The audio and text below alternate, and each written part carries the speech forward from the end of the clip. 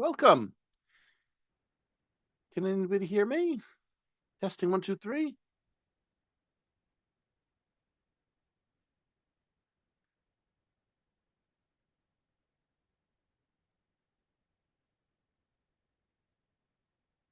Okay, be right back.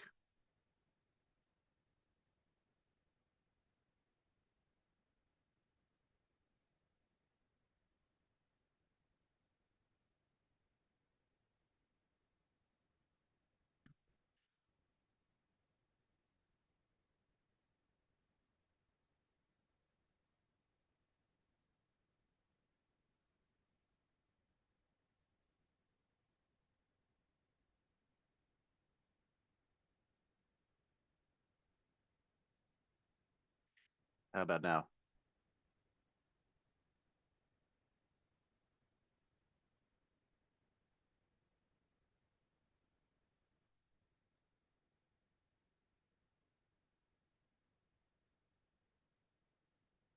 Great. Welcome, everybody, to James Green's English class presents the joining game. I'm James. Do this class every week here in the English Hub at this time, give or take an hour. Sometimes I get up late. I got up a little late today, I admit. Been busy, but I'm so glad to be here. Come on to the stage if you so desire. Nabil, Cyber Vortex, and anybody else. Let's join on what we have in common. Hello, sir. Been a Drubo, while. Mahmood. Hello. Hello, Mr. James. Hi. Hello. Hello, how are you? How are you doing? Great. Really great. Oh, fantastic. Yeah, I am feeling very upbeat. Hi, how are you, dear? What's going on? There's two things I want to talk about today. Two topics that I have in mind. As you know, we can talk about anything you like, but sometimes there's things that I want to talk about. And one of those things is conflict. Constructive conflict versus destructive conflict. Anybody interested in talking about that with me? Conflict about what? Conflict about what? Can I? Conflict about what? Conflict about anything between people. What do you mean by Oh, destructive conflict? What do I mean by destructive conflict? Great question. There's things that we can do to hurt ourselves and hurt each other when we have a disagreement. That's what I would call destructive conflict. And then there are other things we can do to connect, to clear up misunderstandings, create repair in a relationship that I would call constructive engagement with conflict. Does that answer your question? Yeah, absolutely. Now, Drubo said, what is conflict? And I think that there are many ways to describe it. But I'll use a simple definition for starters. Uh, Simply, um, it's a disagreement or a misunderstanding. there is a physical conflict, an emotional conflict, spiritual conflict. So Indeed. it varies. Indeed. So we can talk about the different kinds of conflict. There's inner conflict, there's interpersonal conflict, like between me and another person. Then there's group conflict, something may inhabit the whole group. There's organizational conflict. Organizations have lots of people, and there may be fighting between different groups in the organization. There's societal conflict, right? The whole society might be fighting about something like who's going to be president. Um, yeah, there's different kinds. Mirab asks, can we say conflict comes from differences? Uh, I I'm okay with saying that. It makes sense to me. What do you think? Is that true? Is that enough? Does that clarify? Day says my classroom has conflict sometimes. I bet it does. My classroom has conflict all the time. And I try not to suppress it. I try not to avoid it. I try instead to engage the conflict constructively, find out what's going on with curiosity and open communication. So I think that conflict is inevitable, is an unavoidable, and we cannot suppress it. Yeah, I agree. I think conflict is natural and inevitable whenever you have human relationships. I agree. But what is not natural and inevitable is for it to be destructive. The making conflict destructive is a choice. And we make it destructive, I think, usually because we don't see in any other way to deal with it. How can we make it constructive with different ideas and ideologies? Yeah, I think so. There's lots of ways to make it constructive. One way that I use is listening, active listening. I think that active listening is a very strong tool for engaging with conflict. It's not the only tool. It doesn't solve all of the problems, but it really does a lot. So that's why if you've been to my class before, you'll know that I do active listening. I personally do it, when people talk, not all the time, but very often. And I also teach it and recommend that you try it and learn it here, um, to help us understand each other, to both to deal with conflict that arises and also to deal with it in a preventative way, like before it happens.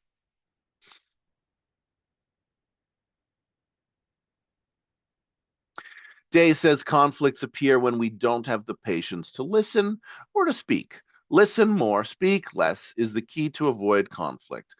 I totally agree, Day. Listen more, speak less solves so many of my conflicts. And usually when I feel I have to talk, I have to speak, when I feel that like explosion of like, I can't take it anymore, I have to speak, it's usually a sign that if I listen, the value of listening goes up, up, up, very high.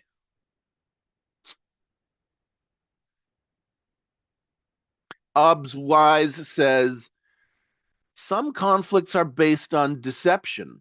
Yeah, I totally agree with that. Now, what kind of deception? I think there's a deception about deception.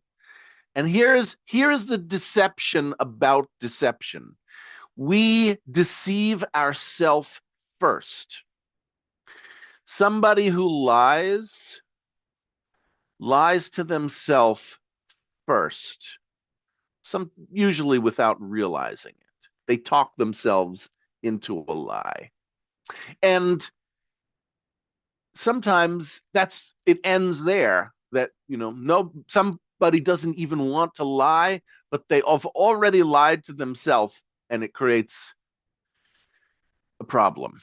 I don't know. What do you think about that? Does that hold water?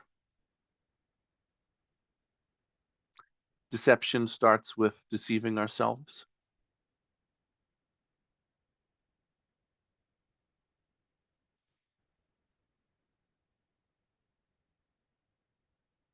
It's always good to have an example. I don't know if you have an example, obs-wise, about conflicts starting with deception. Come on up, Levy.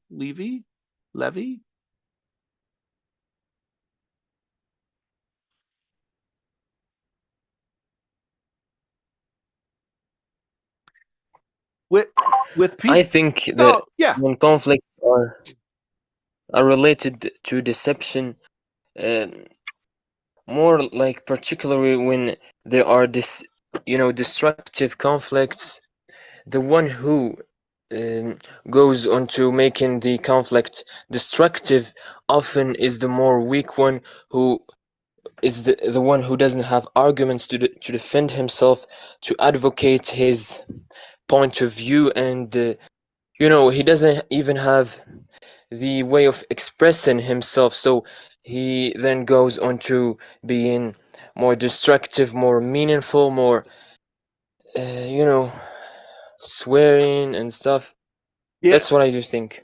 Yeah. So you think that in a conflict, one side that doesn't have good reasons for arguing, or for it's not clear about what it thinks and believes, it will lie or deceive to get what it wants.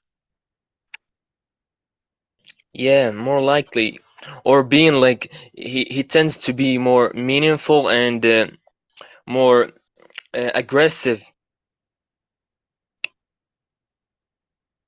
You said more meaningful, but I wonder if do you mean mean? No, not meaningful. I mean mean. Mean, Yeah, yeah. that was just like a Mean mistake. and meaningful are similar. Yeah, it's I can see that being easy to confuse. So they don't have a good argument, so they get mean and aggressive. Yeah. Can anybody think of an example? Yeah, Can exactly. anybody think of an example? Maybe this is an example from ObsWise. If someone wants to take something from you, they could argue that you don't know how to use or take care of that particular thing properly, so you don't deserve to possess it. See what's happening with African art and European museums. Okay, so there's some historical artifact from an area like in Africa, and they take it to some other country. I I can imagine what you want to say, ObsWise, but I don't want to put words in your mouth. So I assume you think it's wrong for the country to take these objects. It's kind of like stealing their culture. But then they have academic departments that say, well, we are protecting, the people in Egypt cannot take care of these statues from ancient Egypt, and so it's necessary for us to keep them for everybody's benefit. Mhm. But actually, if they were more honest, they would. You're saying that if they were more honest, they would just admit that they're stealing and benefiting from stealing. I like your example. What do other people think?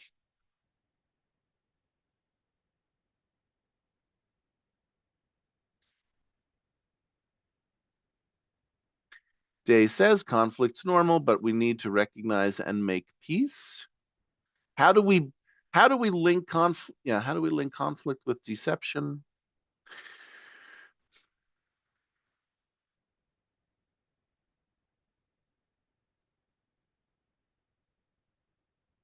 There's a lot of different directions we can go with this, with deception, conflict, and um, peacemaking.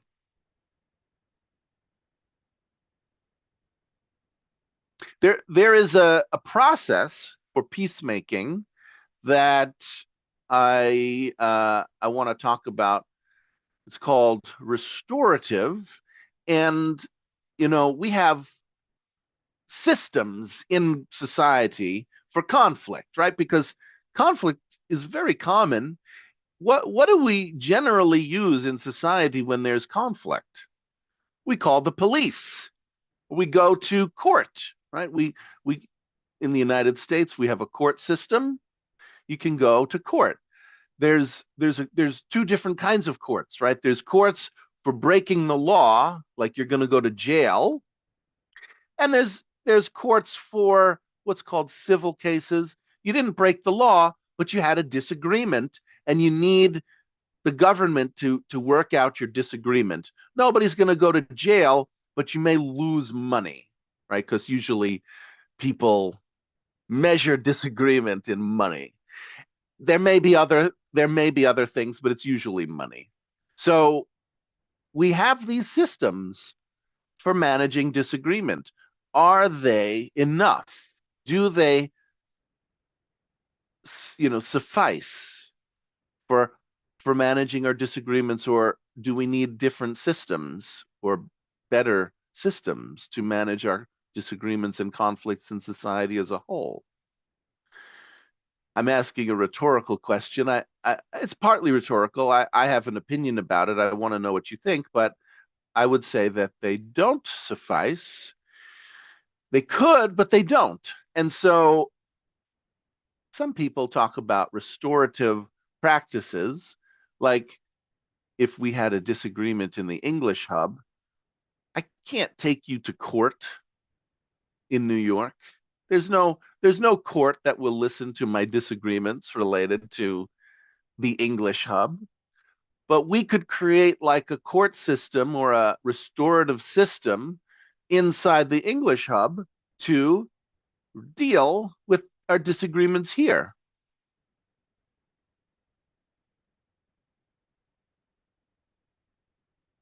What do you think?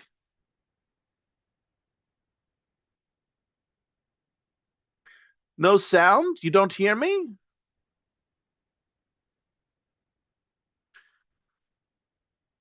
Anybody hear me? You can hear me, Druba. Okay. If some people can hear me, then it should be good.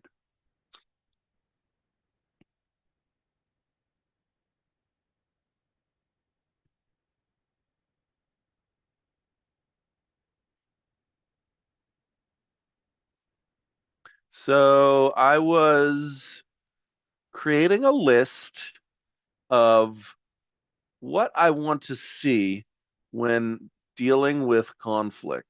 Like, how do I want to deal with conflict? What are the principles that are important to me? And one of the principles that I was naming was voluntary participation. So when we deal with any conflict with anybody, if we're engaging, I want it to be by choice. Everybody has a choice, which is not the same as our, you know, police and court system. If you kill somebody, you don't have a choice about going to court. They will arrest you, put handcuffs on you, drag you into the room, and they will have a court case about your activity. It's not a voluntary system.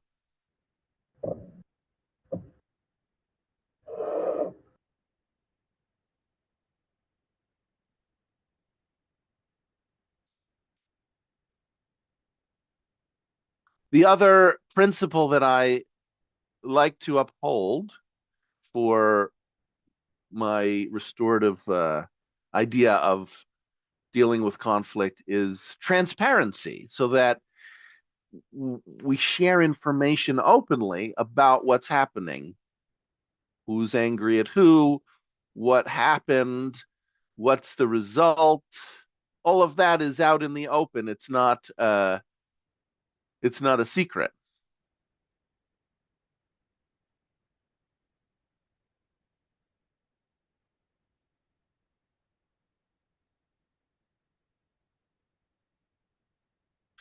I haven't heard anybody speak, so I'm getting paranoid that I have a tech problem.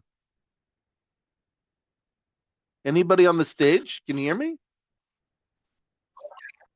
I mean, I can't understand you. Like, what do you mean by that?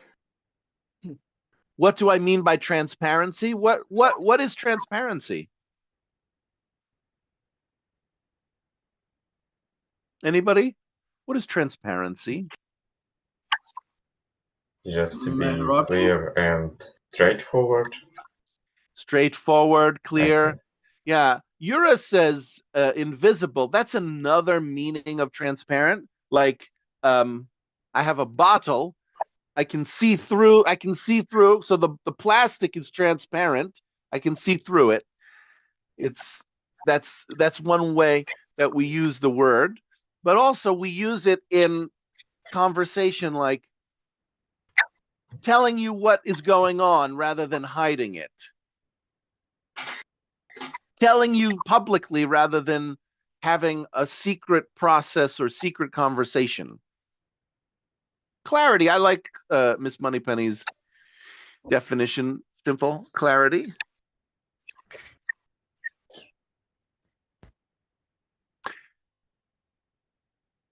I'm gonna express an idea. It's a little bit advanced, but I think some of you can get it.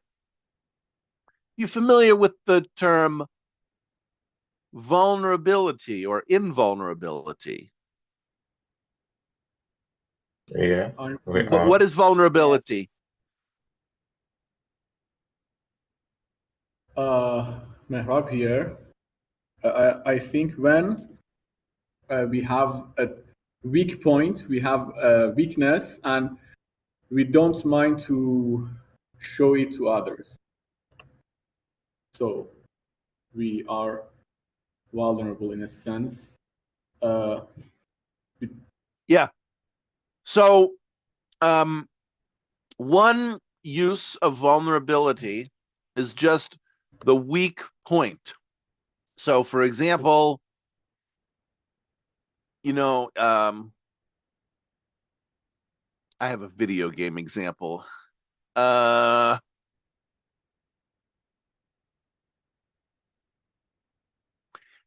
Japan in World War II, Japanese houses were made out of wood. So the cities were vulnerable to fire. When we were at war with Japan in World War II, they dropped fire on Tokyo, and the whole city just burned completely. It was very weak to fire. That was a vulnerability. Now, buildings are made out of cement and concrete. You can't just drop fire and destroy a whole city anymore. You may cause some damage, but they're not so vulnerable to fire. So that's a weak point. And you can talk about vulnerability in that sense, like just a straight fight, vulnerable to fire, vulnerable to water, vulnerable to the sunlight.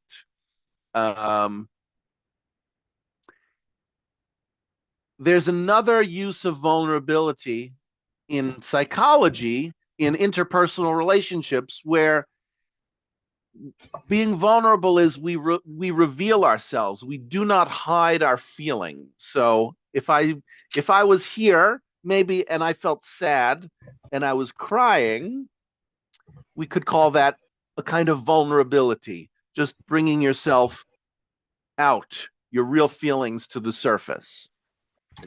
It's not weakness in the sense of like something bad. It's like a soft place rather than a hard shell. We become soft and have our person available. It's a little bit tricky. So what I wanted to say is there's a difference between being vulnerable and being transparent in conflict. If I said to you, for example, I hate you, I think you're ugly and stupid, it may be true. I may not like you. I may have those thoughts, but I'm being mean. I'm being transparent. I'm just kind of telling you what I think. Actually, that's not being vulnerable. That's just being transparent. Whereas being vulnerable would be about me. I would share like my discomfort or anything related to me that wasn't a kind of attack on you.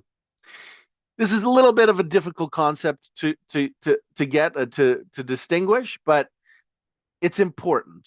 And um, when I think about conflict, my goal is both transparency but also vulnerability. I don't want to hurt people through transparency. That can actually escalate the conflict.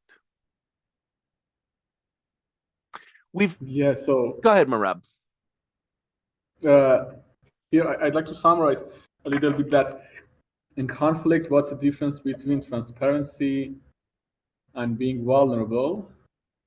For example, I could be transparent if I express my feelings, say something that even it is mean to someone, like I hate you. That's my true feeling, but still, it's a pain that I'm probably projecting it on the other person. Because what I see, I do not like. For example, what I see, there is something that there is a negative feeling for me, and if I express it completely transparently, uh, it it it shows my honesty, but still, it makes it hard for Yeah, my. Merab, you summarized me brilliantly. Really did very well. I want to give another example that I think may be easier to understand and that is relevant to our context in the English Hub. So somebody may join the stage, for example, and we get annoyed. We have two options, right? We might say like Merab talks too much. Merab is ruining our class. I may think that. That would be transparency. Another way to talk about it would be just to say, I came here to have a conversation and I feel like I'm not having the conversation I want to. So I'm disappointed. That would be more vulnerability. I didn't make it about Merab. I didn't criticize and blame Merab, which is more of like pushing out, but I make myself soft and then the group can do what it likes. That that difference can make all the difference in successfully navigating conflict because even people who do things like let's say, disrupt a class, they're usually not doing it on purpose and if you tell them they are, they will become upset and it'll escalate. So can Merab, I wonder if you could get that. It's a little bit tricky, but can you get that?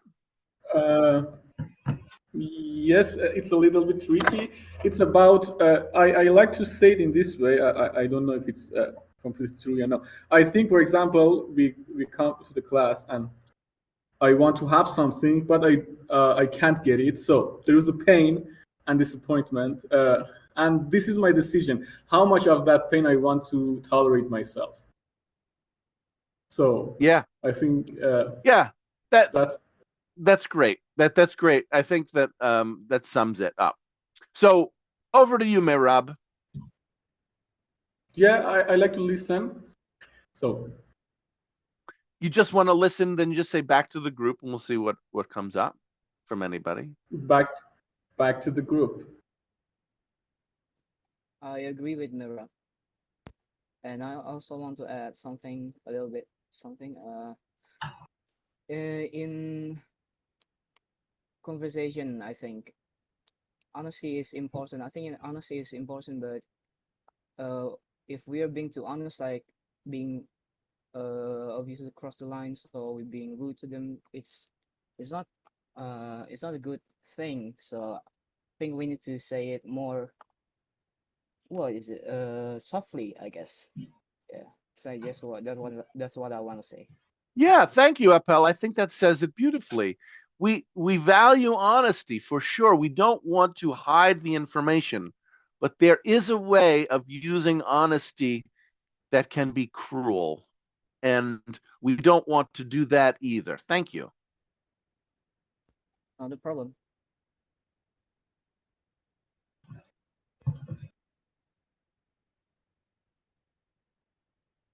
Back to you. Oh yeah. Appel, Yes, I agree. back to you or to anybody. No pressure on you particularly. I understand. I understand.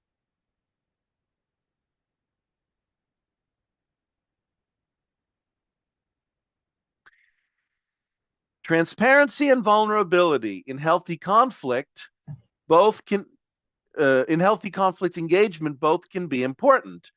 Being transparent without ever allowing yourself to be vulnerable might feel factual but cold and detached. Others may not sense your true investment. On the other hand, being vulnerable without providing clear information can be disorienting and not address the issues that are at hand. So there's value in balancing both the transparency and the vulnerability. Drubo says, bye, sir. Thanks so much. I have to go. Okay, bye.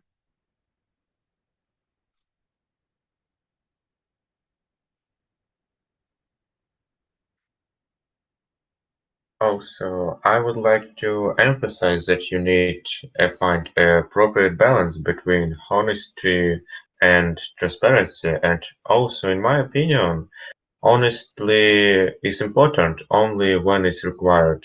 If nobody wants to hear that criticisms in their side, then you don't have to do it.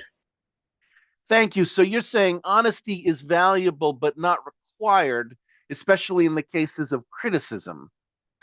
No, I mean, honestly is essential, but only if person want it, if it's required.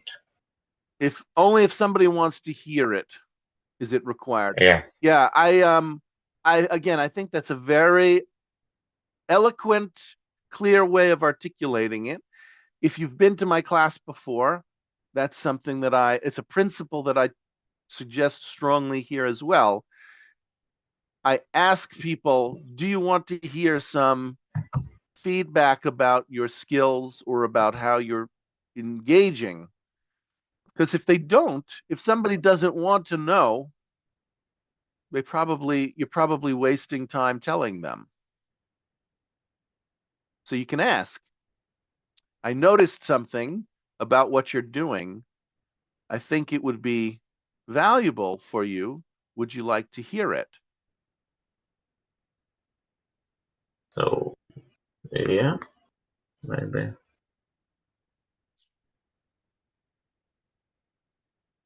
What do you think? Would that make it easier to share information about each other that is otherwise difficult to hear or maybe may sound like an attack? Personally, for me, it's an adequate position, but it highly depends on circumstances.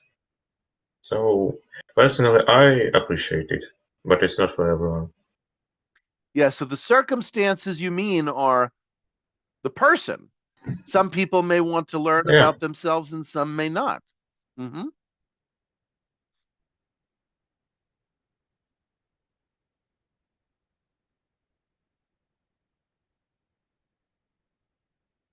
I think it all really depends on the person. If the person is okay with us speaking honestly, even if it's um getting off kind of rude, I guess.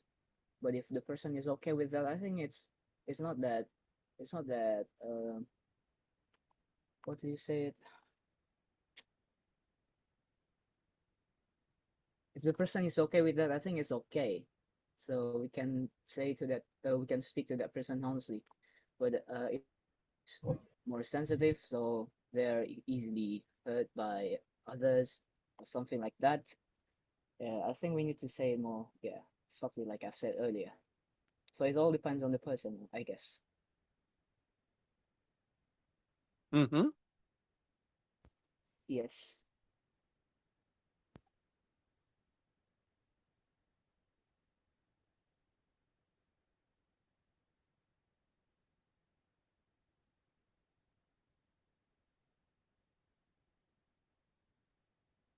Yeah, what the So I mentioned transparency, vulnerability, voluntary participation. The other principle that I like to uphold is a focus on facts, feelings, and needs. Facts like, what are the facts? What did we observe? What happened?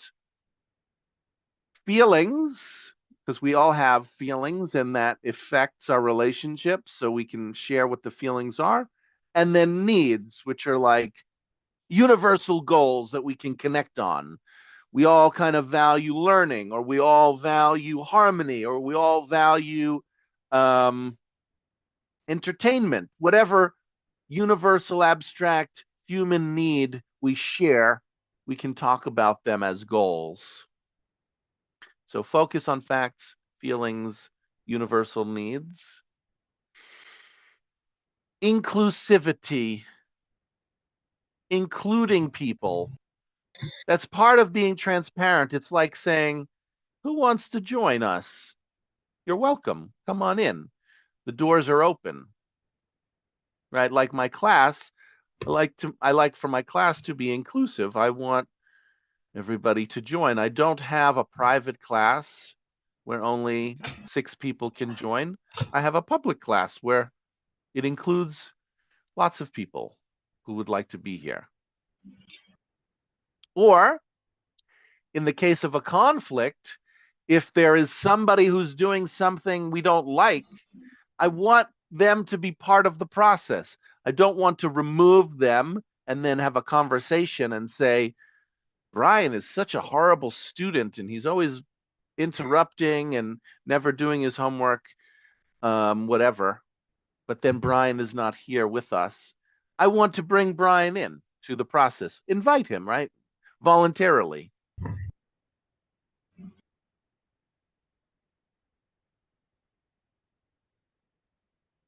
Can we say that action makes you vulnerable somehow?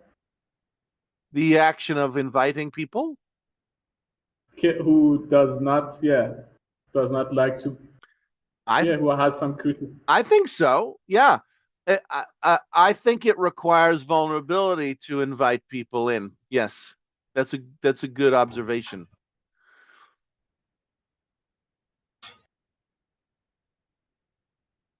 Because if you imagine our class as like having walls, it's not, there's a door in.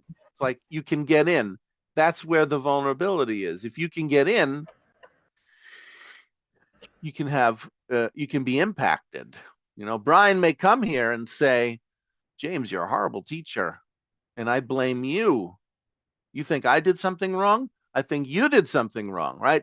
I would be opening myself to criticism. It would be necessary for me to open to that. Otherwise, I probably won't succeed. So, yeah.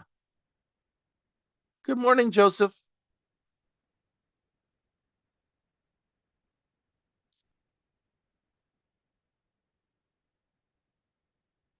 First time for visiting my class? I'm very glad to have you here. If you want to come on the stage, just raise your digital hand. I'll bring you on up. You can talk about this with us, or you could talk about something else.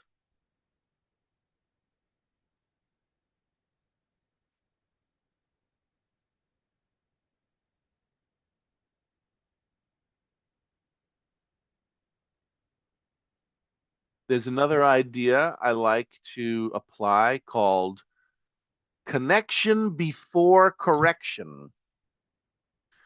Connection before correction. I want to have a connection with somebody. It's the foundation for engaging with conflict.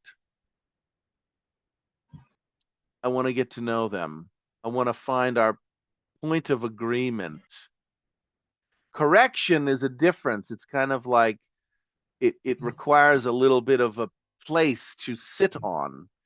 And so if I just go to somebody that I don't know and tell them you did something bad, it's more likely to fail.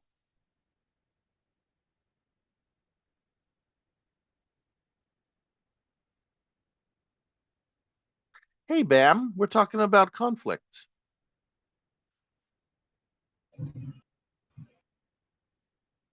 He didn't make it to the stage. What happened to him?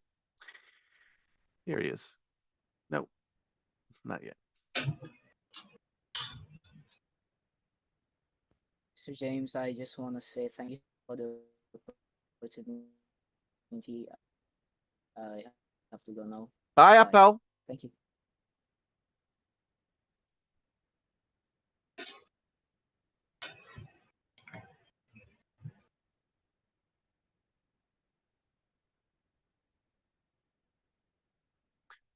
So also, if we're gonna talk about conflicts, when you need uh, when you need to realize when you need to make a move back or step further. Great question. When do you approach or when do you move back to somebody in Yeah. conflict with? Yeah, that's a really great question. There's no single answer to that. It depends on you, and it depends on your resources, capacity, your goals. It's kind of like if you're dating, right? You say, well, I went on one date with somebody. Do I want to go on a second date with them or not? There's no answer. It could go both ways, right? Maybe you do, maybe you don't. How do you figure out if you want to date somebody? You ask yourself, do I like them? Do I want to spend time with them? Am I attracted to them? Whatever you ask yourself, you're going to make a decision. I think it's very similar with conflict. Is it worth your time or not? It takes time and energy to engage with conflict. You may not want to. That's But that's also, your freedom. That's right. That's the kind. It's a creative process. Is deciding what you want. if we take a look on some groups like classrooms, when you definitely will face with some conflicts, and you can't just say, "Okay, everyone, I'm going away, I'm going out," and you need to defend your boundaries. And how to find a balance between when you need be easygoing and when you need be straightforward and confident. I hope I expressed in Yes. appropriate way. Yes, yes. Bam, can you summarize Bimba? So how to find a balance when you need to defend yourself and when you can just things go on. I yeah.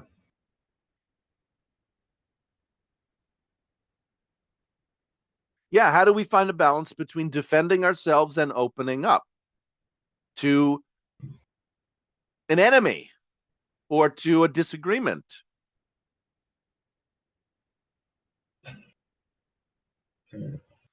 There's an idea that I want to share with you called the enemy image.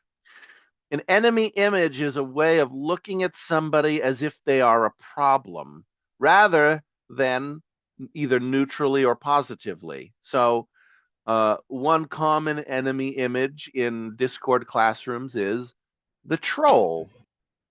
If we have a disagreement with somebody, we think they're a troll. They're here to cause problems. They're here to disrupt. They're making fun of me. They're insulting me. They are doing lots of things that I don't like. We put that all together in the word troll. We have lots of words for our enemy images, but I like to use troll as an example. I just use slurs. Bam. Can you tell me what I said? Yes. Yeah, if we disagree with somebody, we call them trolls. And it's an image that we create of them as the problem. We put a whole belief system on top of them. In addition, Yes. in addition to, let's say, somebody interrupts us. Okay, so I was talking, they talked at the same time. That's just a fact. But Yes. then in addition to that, we develop a whole story about how they're a bad person. And we we create a story, what I call an enemy image, about what they're doing and why they're doing it to sabotage us, and because they're selfish and narcissistic, and they're always what all of that stuff that builds up when we have a conflict. So the the Hmm. 1 second. So the goal, in if you want to engage with conflict constructively, would be to identify your own enemy images of the other side. So like Bimba was asking, how do we decide whether to defend ourselves or to open up vulnerably, engage the enemy? Um, and if you're not talking, please mute yourself, because I hear like bang banging in the background and it's disruptive. I think it's Bimba. Just mute yourself when you're not talking. If you decide, I do want to engage with this so-called enemy, you can then think, how do I see them as the enemy? What is my impression of them that is creating part of the problem? Bam, can you get that?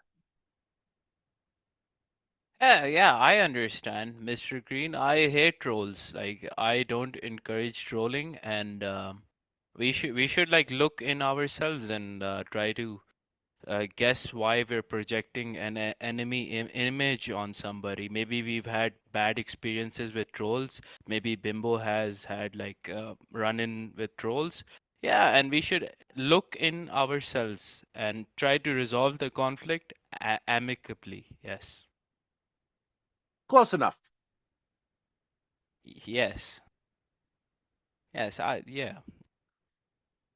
Can Nabil summarize what I said? No, you were summarizing me. It wouldn't make sense for Nabil to summarize you.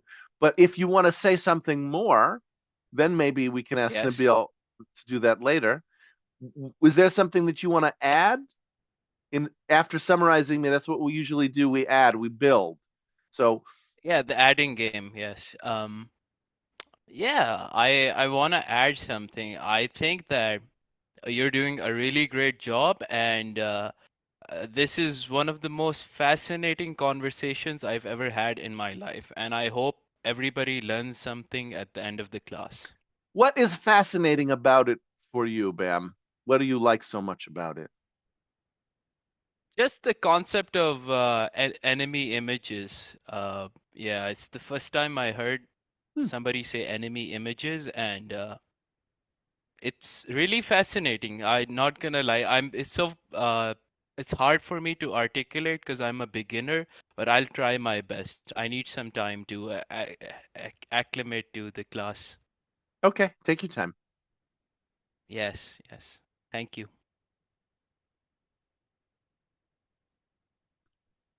Hi, Redefi. Welcome back. We're talking about conflict engagement, constructive and destructive, principles of restorative processes, and the difference between transparency, vulnerability, and then finally, enemy images and how they get in the way of constructive conflict engagement. Optimistic. I love this conversation. I want to continue this in the future. Sure. I guess, does that mean you're leaving?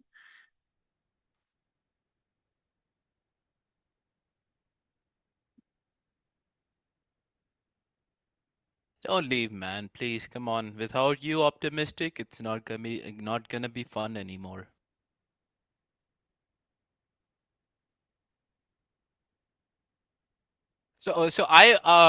Mr. Green, can I take the teaching assistant role for a bit? Sure. Go ahead. What would you like to say? Yeah, I'd like to ask Ride Fee, like how does he manage conflict resolution? If you encounter a troll, how would you process that? Like an actual troll. Um, Yes, yes. call them out. Don't respond. Escalate to like moderation. I don't know. Okay, good answer. What was the first thing? Call them out? Yeah. Call them out, don't respond, escalate to moderation. Thank you. Yeah. Yes, and Nabil, I would like to ask you, like, if you encounter a troll, what would be your strategy in dealing with the troll?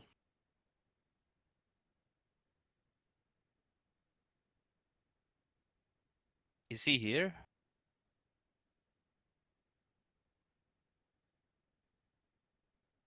Mr. Green, I think you should like remove people from the stage who are like AFK. We don't need to remove them. Sometimes they come and go. It's okay. Okay, Bimbo, what's your take on conflict resolution? Bimba, sorry, Bimba. So, if I don't like something about a person, I will let him know for the first. And if he keeps going, I will get some measures to deal with it, but it depends. But it again depends on circumstances. Okay. Oh, I would like to ask Mr. Green about conflict resolution. I participated in his class or conversation thing on the politics server yesterday, and he was having a hard time with conflict resolution because everybody was attacking him. So, Mr. Green, how did you process that situation when everybody was being like asking you about personal stuff? Like, what was going through your head that in that moment? It's interesting. So you have a mind read that I was having a hard time. Yeah, it did come off like that. Hmm. Would you like to check your Yeah. mind read? Would Were you having a hard time, Mr. Green? no. Do you believe me? Um, I believe that you don't believe that you were having a hard Mm-hmm. time, but like everybody was going after you really hard. Yeah, so there were definitely some personal attacks and other kinds of rhetorical devices, leading questions or cornering or all kinds of things that were going on. For this context, because people here were not there, what you might do is you might describe what you saw to fill people in. Otherwise, you're going to lose people who weren't there. Okay, sure. Here's my summary. So basically, the class was about toxic femininity, and the people who joined, they started asking Mr. Green about his relationship with his mother and how like his relationship with like females in his life. It was kind of yeah, and everybody was everybody was trolling, and they really hated Jews for some reason. Yeah. Bam. Yes. How do you feel about the fact that people were asking me about my relationship with my mother and other women? I mean, it was like I the people on the internet, they like want to go straight for they go for things that hurt the most, so they were just probing to find things that would make Bam, you upset. bam. People on the internet is very vague. You're a person on the internet. I'm a person on the internet. Is that what we do? Yes, Do we go for things intentionally that make other people upset? sometimes. Is that what you're doing now? No, no, I'm Okay. just trying to make the conversation more spicy. Yes, yes. Is it I listen. I don't hurt people intentionally. I just try to have fun. Like hurting people, it's too easy. Like you can just hurt anybody. You can say, I could say that ride fi is sounds kind of, yeah, but like I don't wanna say it. I just wanna have a fun conversation. Yeah, great. So are you succeeding? Are you having a fun conversation? The one that you want to have Um, here with me and with the group? are you confirming your mind read with me? No, we've gone way past the mind read check. Now Uh, let me do this in steps, okay? So because people here don't know what a mind read check is, people are here for the first okay. time. A mind read is when I think I know what somebody else is thinking, and it creates a wall between us and other people because we're not engaging with reality, we're engaging with our own thoughts. So when we check, we come out of our thinking and we come into relationship with another person. We open up. It's an example of vulnerability to check. So if I think, for example, Bam, I think that you're not having a good time.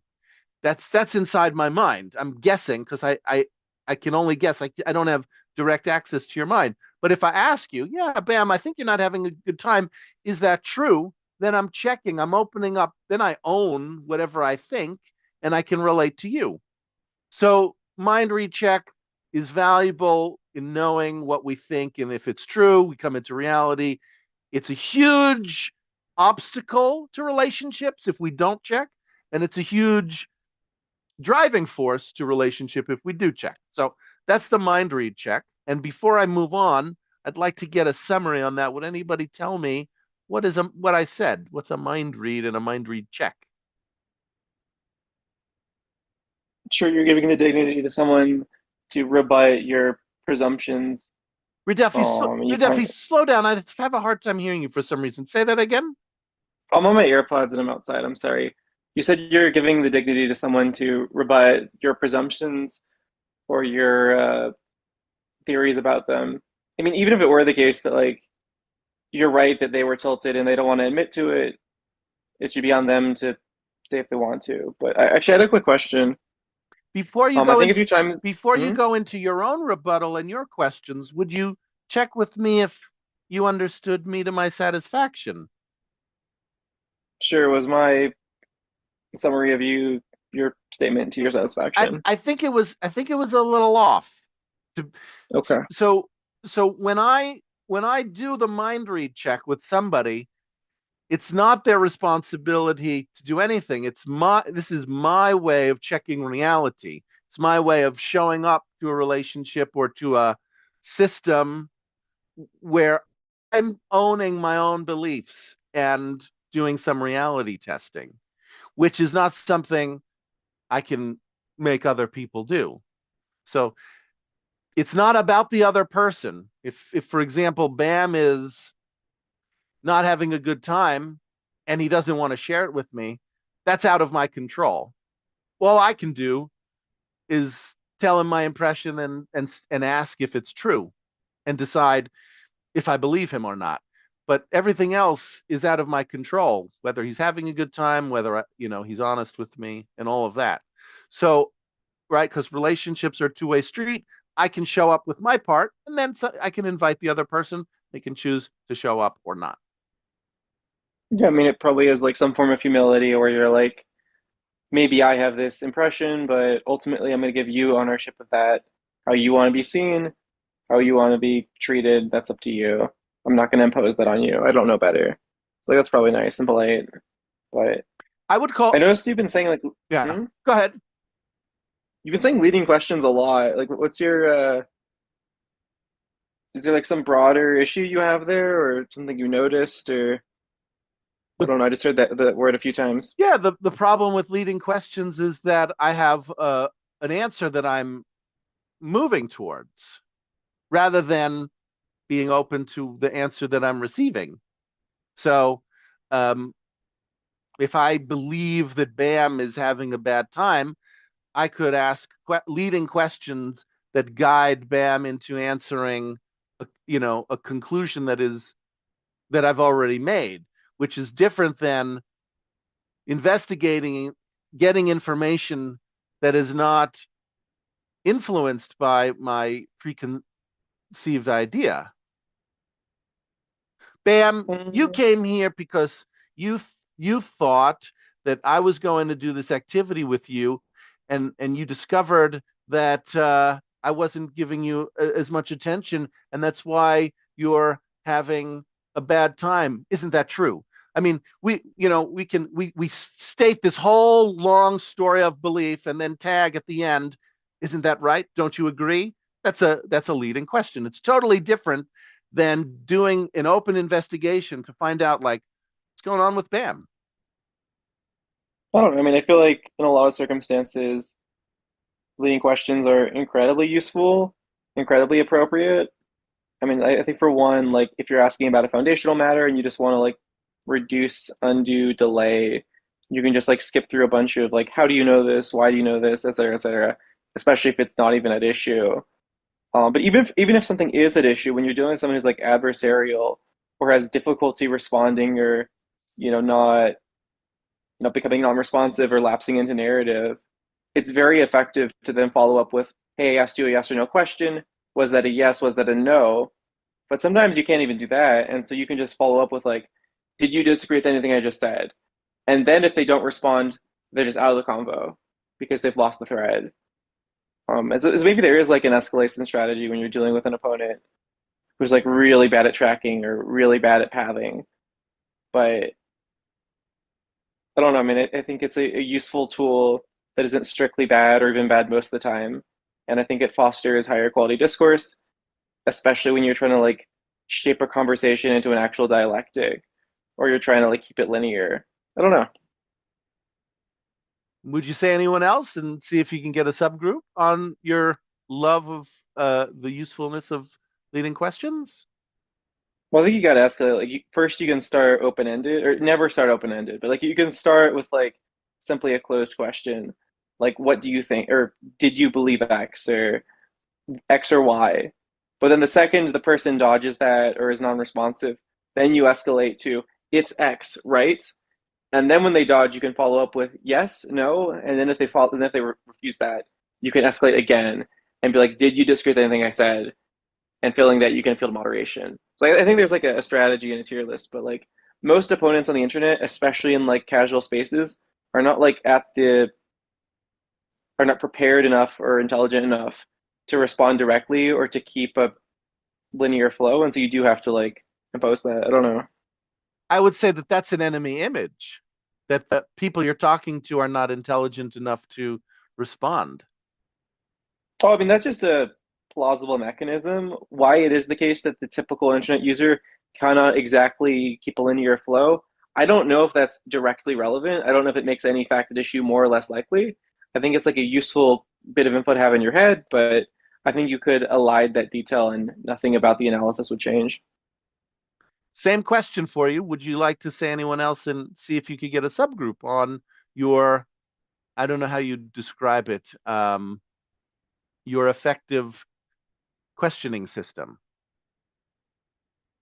What do you mean by would I want to create a subgroup? The way we do the joining game here, the way we do open conversation is we share our whatever, we speak, and then we say anyone else, Mhm. we say anyone else, which is like a way of saying, does anybody agree with me, see it similarly, have something kind of close enough to what I'm saying, related enough to what I'm saying to build the conversation. So when you do that, there's gonna be some active listening. Somebody's going to attempt to summarize you, work with you to see if they understood you. I know that, for example, Mirab was saying, could you please slow down because I don't know what you're saying? That's fine. It's both of your jobs to work to come to an understanding. But if you say anyone else, they're going to do the active listening, listen to you, see if they can understand you, and then after that, try to build on what you're saying. Oh, okay. Can I subgroup with you? You can subgroup with me. Or Mirab. Hi, Mirab. Hello. Go ahead, Mirab. Would you like to summarize Radefi? Yes, I think he said that we can use leading questions in a way in an effective way. For example, when other people that we are talking with them are not intelligent enough, for example, on the Discord, so we can get to the point that we want more quickly. Was it was my summary to your satisfaction, Ridafi? I think my point was a little bit broader, but I think what you said was true, and I don't, dispute that. Great. So with the I'm glad. just real quick, with the active listening, we're not going for perfection. We're going for good enough. So if that's the main point, and Mirab didn't miss any main points, then we can move on. So you can certainly correct if there's something essential, but I would say Yeah, that was my intent. great. Go ahead, Mirab. Over to you, and nice work. Yeah, I'm glad that I could be able to understand Ridafi. So yeah, I'm surprised to hear that actually. Maybe in some, when we are more close with the person, we can ask leading questions that we know that it wouldn't interpret it in a bad or wrong way. But yeah, that's it. Anyone else? I want to respond to what Marab said. I would say that if you're wondering about like the role of leading questions as it pertains to furthering a fact-finding process, or how it might be, probative to a court, I think you'd find that any court in the entire world is going to have a place and a time for leading questions. I don't think you'll find a single court system, a single legal system anywhere that's going to like outright deny them. And I think the universality of that probably does speak to some underlying utility in a wide range of contexts, especially when you have an adversarial like witness. That's I'm really pleased that I can I can listen to, but I couldn't understand some of words. So Mirab, sorry about that. Mirab, just do the best you can. See if you can, whatever you did get, summarize it back to Ridafi. Yeah, I heard the word utility. I think she was trying to say something about how leading question can be useful, like in the utilities. Mirab, talk directly to her. That's gonna make it easier. Ridafi, I heard that you said you was trying to say something about effectiveness of leading questions, and you were trying to give us an example. Was it right? Yeah, I mean, it sounded to me like you were maybe doubting what I was resting my claim on, so I wanted to make that a little bit more clear. And that I don't think you'll find a jurisdiction anywhere in the world that's not going to permit leading questions when it comes to, interrogating an adversarial witness, even a collaborative witness, because I think everyone can recognize that they are useful in a variety of contexts. Yeah, you said that it could be useful and collaborative in some variety of contexts. Yeah, I mean, the fact that they're so ubiquitous and entertained by so many courts probably should tell you that leading questions are useful and not categorically, adversarial or a waste of time. But I don't know. Great. Yeah, I get that. Yeah. Anyone else? There's one thing I was actually wondering. Oh, what's up, Bam? No, you speak, Red Feast. Okay. Well, I'll try to keep it short because I know we're near the end. But Mr. Green, what was your impression of the politics people? I was somewhat curious. I love going to that server and having people come up. People have so much passion, opinionated. That's the place for it, right?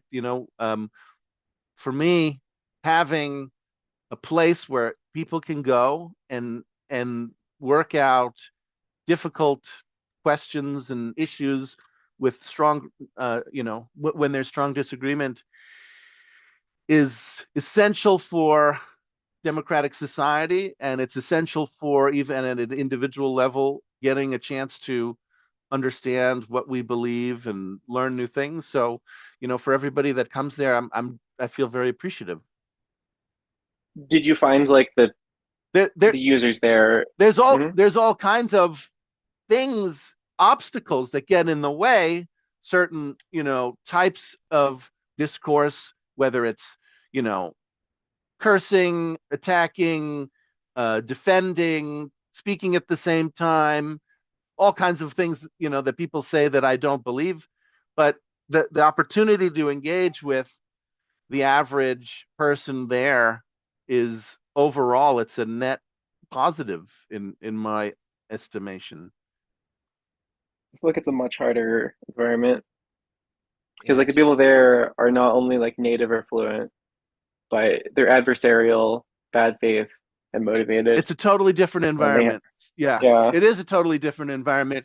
And what we want to do, what I want to do, and I suggest for you people here as well, is you can grow by finding different environments. Because when we get to a point where we're comfortable, I often talk about the strategic discomfort zone. It's related to learning. If we're comfortable, it feels good, but learning is not optimal. And if we're in pain, that's also an obstacle to learning. But we don't want to get rid of all discomfort. So when you advance to the point where you can listen to people who are a little bit different, that's actually the optimal place for learning. And so that's what I do. I wouldn't necessarily recommend for people here as English learners to go in there and tussle with some of these conversations. They're too difficult. But as a host, as a facilitator, for me, I find it's I can grow by talking to them, seeing, trying some of my facilitation strategies. Some work better than others, some don't work at all. And then I can grow as a teacher and as a facilitator. And I consider that a gift from the people who participate in my events. there was one thing about your like facilitation strategy that I had a little bit of concern with. I don't know if you want me to voice that Sure, here, you though. you can. You're welcome to. What would you like to point out? I don't know. I was a little bit tilted. Like you kept on letting the like, no disrespect, but there is like a strategy of these like bad faith GPT debaters where they will just read a very long paragraph, often written by ChatGPT, not even their own construction, which has a lot of bullshit in it. And then they're going to pray that nobody remembers anything they said at the beginning. And so all they have to do is end on like a strong note. Like they can say one sentence at the end that's somewhat well constructed and everything at the beginning stands because everyone has forgotten it. It's very similar. It's like a text waller. And it's very frustrating to deal with that. And like the second you notice that, you gotta like say, "Hey, can we go one point at a time?" You gotta interject. But it felt like what your, strategy in that call was more to not allow any interjection, not allow any interruption, not allow any like control of the flow. But I felt like that's ripe for abuse and for like bullshitters and such, which you did see. I think the more interesting or more valuable thing to have mm, to care about is just going to be the dialectic or the flow being like linear. The idea that like comment after comment after comment is going to, follow. These aren't going to randomly diverge or go down different paths, and they're going to resolve in a disagreement or an agreement. And I think to that end, you probably should permit interruptions. You probably should admit interjections. I think those are healthy and normal. And I think if you don't, you just get like filibustering and people reading off ChatGPT, which I don't think fosters good discourse. But did you agree with that? Do you agree with that, Mr. James? I Perhaps you have a different perspective. I didn't share the mind read that people were reading out of reading pre-written texts, but maybe I was wrong. I didn't ask. It didn't occur to me. Well, that's like the worst case. Obviously, there's a spectrum, but ultimately, when people can go uninterrupted, uh, it makes it very challenging to have a good flow, a linear flow. I think it's much more productive to go like one at a time. Like they'll assert one thing and then you'll accept or reject or entail something, and then you'll keep going until you get down to bedrock. But I don't know. I felt like overall it was an interesting environment. Can I summarize Redefi? Yeah, Hold what's up? on, I'd like to add something. I think Hold on a people second, these Bam. days. Bam. We're gonna Okay. prioritize summaries. So Mirab is gonna summarize, and if you'd like, I want to make. if you'd like to add, that's kind of the ticket of admittance to the joining game. If you'd like to add, you'll summarize first. So go ahead, Mirab. Yes, so basically what I understood, but if he was trying to say how it is good to, when, for example, in this group, it's good to go linear one by one, and if someone speaks, it's good to be silent and listen to that person. Then we go one by one, so that's more effective. Is it right, Redefi? No, I don't think so. I don't even think it's in the neighborhood of true. Mhm. I think it's actually the exact opposite. I'm all The for exact interruptions. opposite. I'm all for Yeah. interjections. I think that the unit should not be like when a speaker thinks they're done. The unit should be once they've lodged a claim that can be reasonably, interacted with. So you said that it's good to be more chaotic, and the conversation Nope. should. Nope. Yeah. Nope. Okay. Good. Yeah. Correct him, Jeffy. I mean, I feel like the summarized first norm here is probably to the same end or with the same hopes, the idea that you'll actually get sequiturs, you'll actually get a flow. So you said that it's good to understand the flow of the conversation and jump in when you think it's based on your judgment. It doesn't gonna be necessarily very structured that you need to wait to speak. You can jump No, in. again, the exact opposite. I think you should have this like steadfast commitment to keeping a linear flow. If you think about it like as a path search, you really want like a depth first search because that's like one that's guaranteed to resolve as soon as possible. And I think observing those norms will lead to more productive conversations, like actual quote unquote dialectics. So absolutely no to the chaos, absolutely no to the lack of discretion. So don't be linear, understand the flow and jump in when you think. No, be linear. Be linear. Have a chain of sequiturs. Oh, okay, be linear. So you think be linear, but don't stop for others to finish their speak? Well, I mean, you should go one at a time. So once you make one point, it's really bad etiquette if you start making 5 other points, especially if you're reading off of like a chatbot. It's like if someone makes 1 point and they start in a second, and them, entering the second position might, preclude you responding to the first, might obscure it, might confuse the issue, might be an undue waste of time, especially if the second, assumes the first and no one in the call assumes the first. I think you've got to cut them off, and I think that is a service to everyone. So I want to try one more time. So you think it's good to stop for others to finish their speak? I mean, in some circumstances, yes. In other circumstances, no. I don't think that adequately or even partially captured the essence of what I was saying. Radefi, good enough, or do you want to keep going? I mean, this person eminently did not understand what I was saying. Radefi. So one skill that we learn here that I teach and that I work with you on if you want is to do your part, because you are going to talk to people here who won't get you. And it's our job to say, well, do I want to keep going? It's okay to take a break or to try a different tact. I can see you're right. Mirab is not getting you. So this is one of those circumstances where leading questions would be especially dispositive, Mr. James. Radefi, could you tell me what I said? Yeah, you said that I should exercise discretion when it comes to engaging with someone. If someone is repeatedly unable to understand, or at least it seems that way, I need to really ask myself, is it worth like continuing to go down that thread? Like, will this Yeah. actually Absolutely. result in an outcome I care about? Absolutely. Okay. And with that said, I want to move on because I'm going to keep to a strict time of 90 minutes today. And I'm going to end in 10 minutes. And I would like to give you last 5 minutes for the silent subgroup. We don't have people on the stage right now from the silent subgroup, but this is a message to everybody. If you haven't had a chance to talk and you would like to, now's the best opportune time to raise your hand and come on up. Muna, you said you wanted to say something. You're pre-intermediate. You're certainly welcome to come on up and say something. And I'm going to go to you, Mirab. You did do a great job attempting to summarize, even though it didn't connect this time. That I would say keep going in that direction. You'll make progress very quickly. So go ahead, Mirab, if you wanted to respond.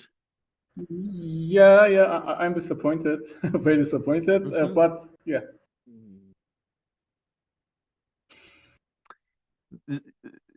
Well, it is disappointing when we work to understand each other and don't succeed. But the disappointment can, being aware of the disappointment can then be a focal point for future skill work. So it's good to notice. Yes. Can I add something? Go ahead, Bam. Yeah, so I'd like to say, Redfee, I don't think the problem was Mirab's Bam, comprehension. Can I suggest something? Because you're bringing in a difference, could you just talk to the whole group? Yeah, but it's specific to the situation between Redfee and Mirab. Great. If you're going to give Redeffi some feedback, would you ask her if she's open to it first? Yeah, Redeffi, would you like some feedback on your discourse with Mirab? Sure. What's up, gamer? Yeah, so I think the problem wasn't like Mirab's comprehension, or like it wasn't that he wasn't Oh, I was never understanding your assigning fault. argument. Yeah, but problem is like he's an English learner. Like you were Maybe. using words like sequitur and really complex words that most people won't understand. So you should have tried to like understand how much he understood what you were saying instead of just rehashing your arguments again and again. You should have gone into like the details. Like, do you know what a sequitur is? Do you know what like I mean, that if was you my. interject? I mean, I made the same suggestion, right? So it seems like we're perhaps somewhat on the same page there. I don't think so. I think you were just trying to rehash No, I your said this would be a arguments in a different situation way. where like leading questions or like an actual line of questioning would be especially indicated, which seems like what you just echoed. Yeah, you could say so in a different way, but Okay. yeah. I think it was a language problem, not not Well, like he probably. was I don't like, know. yeah. Okay, that's it. And then the question is, are you curious, Redeffi? So you said you don't know, but are you curious to know? Because that's going to be the connection point, or the avenue to the connection point. We don't know, but then we can investigate. Okay. Surprises, learnings, satisfactions, dissatisfactions, discoveries, next moves, roundup time, wrap up time. Vin says, sorry, Mr. James and everyone have to go. No worries. Fog, why is he disappointed? I'm not sure who you're talking about. Anybody have a surprise or learning from today? I have Mr. a learning. James. Oh, okay. Bam, and then Yeah, Redeffi. my learning. Yeah, my learning is that this classroom needs a lot more provocation, provocateurs. Like, if you guys had provocateurs and you learned how to engage with them, I think you would be much better at communicating. Is that a discovery? Yes. Great. Redeffi? I thought this was an interesting environment. I think this chat is kind of like peaceful mode. There's something about it. It's some might even say demure, but Mr. James, do you remember the? I don't know if he was a PhD student or just a PhD, but do you remember C0 from yesterday? I do not. Oh, he checked out that YouTube channel you sent, and they had like a funny video. They had some funny videos. Are you a big fan of that channel? I was just wondering. Just like as a side note. Surprises learnings are a wrap up and reflection on this class. If you're taking it into a discussion direction to open up the conversation. Oh, that was just a simple yes no. I'm sorry. My bad. Well, I don't generally do questions and surprises and learnings because it opens up the conversation and I'm moving towards a close. I was just thinking about like as a tone for maybe next time, but understandably, perhaps you want to that's wait until next time. That's exactly what I would bring it in as a next move for discussion. So maybe talking about that video next time could be a good next move. Any other surprises, learning, satisfactions, dissatisfactions, discoveries, or next moves?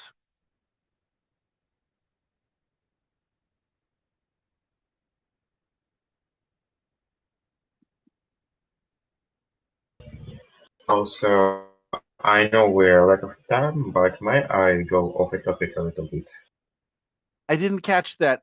You think we went off topic in the class today? No, I think I know that you a lack of time that you have to go, but may I just ask some questions? Oh, you can bring in your question as a next move. So it's something that we can address in chat of my class, chat with the teacher chat, or next time. You sneak it in, Bimba. So, you want me to express the question or just? Yeah. You just name the question. We won't go into it, but we can at least hear what we're getting ready for next time. Go on, Bimbo. Also, I started to notice that when I'm trying to form complex sentences, I don't pay enough attention to the to the sentence structure to form it correctly. And my question is how to start thinking in English and eliminate the influence of your native language on your English and express in pure and correct way. Great. So you have both. I think it's like a learning and a next move to investigate and improve your grammatical, the grammar of your sentences, your ability to create grammatical sentences, and also to think in English and to improve your fluency. On that note, we'll end. Sounds like a great idea. Thank you everybody for joining today. I enjoyed all of the conversation. Look forward to next time. Until then. Thank you for the lesson. See ya. Bye. Bye. Bye. Goodbye, everyone.